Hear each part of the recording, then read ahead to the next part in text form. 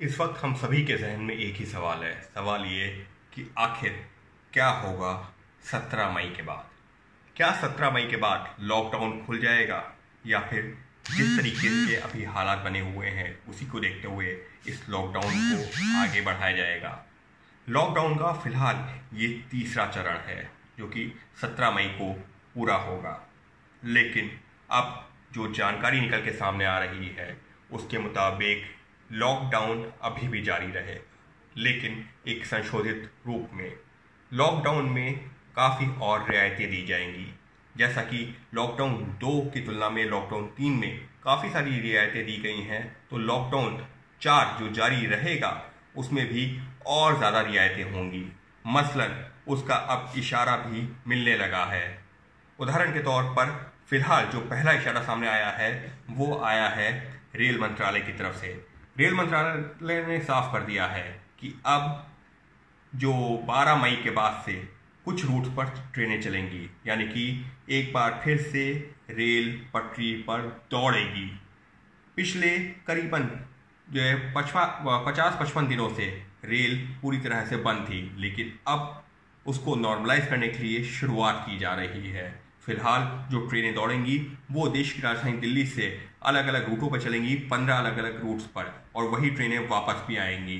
तो इससे उन लोगों को तो एक बड़ी राहत मिलेगी जो लोग फिलहाल दिल्ली या उन शहरों में फंसे हैं जहां पर वो ट्रेन जाएंगी। 15 अलग अलग शहर हैं, लेकिन इस सब के बीच में ये ध्यान देना ज़रूरी है कि फिलहाल जो ट्रेनें चलेंगी उसमें बड़ी संख्या में एसी कोचेज़ होंगे, यानी कि उसका किराया भी काफ़ी ज़्यादा होगा। तो अगर ये कहा जाए कि जो पलायन कर रहे मजदूर हैं उनके लिए ट्रेनें चल रही हैं, तो फिलहाल ये मानना सही नहीं होगा, लेकिन ये एक इशारा ज़रूर है। इशारा साफ तौर पर इस बात का कि धीरे धीरे अब सरकार की भी कोशिश ये है कि हालात को सामान्य किया जाए।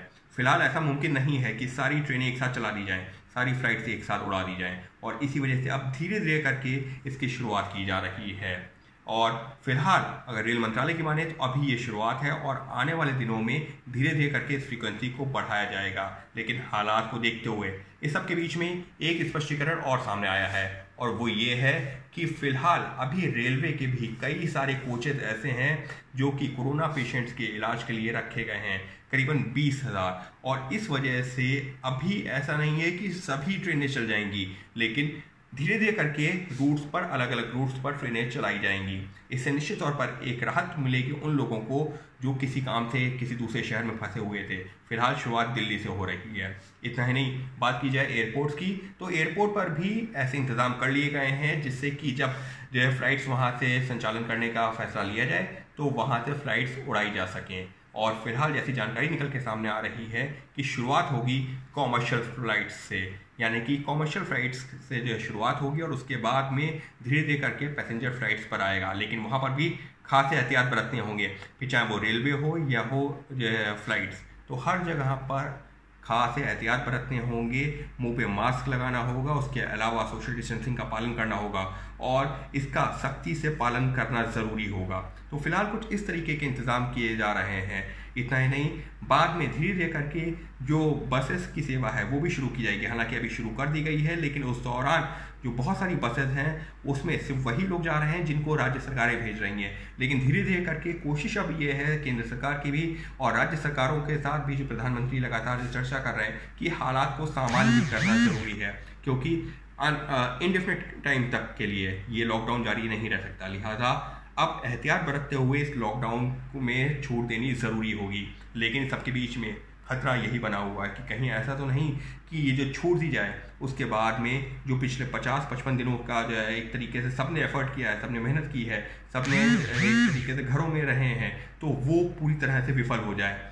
ये एक बहुत बड़ा डर है, क्योंकि डॉक्टर्स भी लगातार ये कह रहे हैं कि कहीं ऐसा तो नहीं कि जून जुलाई में आते आते इसका पीक हो, और अगर ऐसा हुआ तो ये कदम निश्चित तौर पर बहुत हानिकारक भी हो सकता है। लेकिन देश के आर्थिक हालात को देखते हुए कुछ कदम उठाने ज़रूरी भी हैं, क्योंकि इंडेफिनिट टाइम तक जैसा मैं जिक्र कर रहा हूँ उसको नहीं बंद किया जा सकता। और इसी वजह से फिलहाल अब केंद्र सरकार ने ये फैसला लिया है और ये इशारा कर रहा है कि कैसा होगा लॉकडाउन 4। बात की जाए इसके आगे और क्या हो सकता है, इसके अलावा जो बाजार है वो उसी तरह से खुलेगा जैसे अब तक लॉकडाउन 3 के दौरान खुल रहा था, यानी कि रेड जोन, ऑरेंज जोन और ग्रीन जोन। ये 3 जोन हैं और इन्हीं जोन के आधार पर तय होगा कि कितनी रियायत मिलेगी। लेकिन लॉकडाउन 3 की तुलना में ये निश्चित मान के चलिए कि लॉकडाउन 4 या जिसको पार्शियल लॉकडाउन कहा जा सकता है, वहां पर रियायत कहीं ज्यादा होगी, फिर चाहे वो बात हो ग्रीन जोन की या ऑरेंज जोन की। हालांकि रेड जोन में अभी भी खासी एहतियात बरती जाएगी, क्योंकि डर यही होता है कि कहीं ऐसा ना हो कि रेड जोन में जो केसेस हैं उसके चलते वो केसेस और ज़्यादा बढ़े। हालांकि ऐसा नहीं है कि ऑरेंज जोन में खतरा कम जो हो जाएगा एकदम, या ग्रीन जोन हमेशा के लिए सुरक्षित हो जाएगा। एहतियात वहां पर भी बरतनी होगी। लेकिन यहाँ पर जो बाजार हैं या ज़रूरी सामान की जो दुकानें हैं वो धीरे धीरे करके खुल सकती हैं। निश्चित तौर पर कोशिश सरकार की यही होगी कि हालात को धीरे धीरे करके सामान्य किया जाए। लेकिन इस सबके बीच में देश की जनता से भी सरकार की लगातार यही अपील होगी कि एहतियात बरतें, मुंह पे मास्क लगाए रहें, कहीं जा रहे हैं तो लगातार हाथ को साबुन से धोएं, साबुन ना हो अगर सैनिटाइजर का इस्तेमाल कर सकते हो तो सैनिटाइजर का इस्तेमाल करें, लेकिन एहतियात बरतें। क्योंकि जैसे जैसे ये लॉकडाउन में रियायत दी जाएगी, ये पार्शियल लॉकडाउन का जो चरण आगे बढ़ेगा, खतरा भी बढ़ता जाएगा। और ये जिम्मेदारी होगी हमारी और आपकी कि कैसे उस खतरे से निपटा जाए। क्योंकि सरकार ने अपनी कोशिश की है, लेकिन हमारी और आपकी परेशानी को देखते हुए ही अब कुछ राहत देने की भी बात हो रही है। लेकिन कोरोना वायरस को तभी हराया जा सकता है जब सब लोग सचेत हों।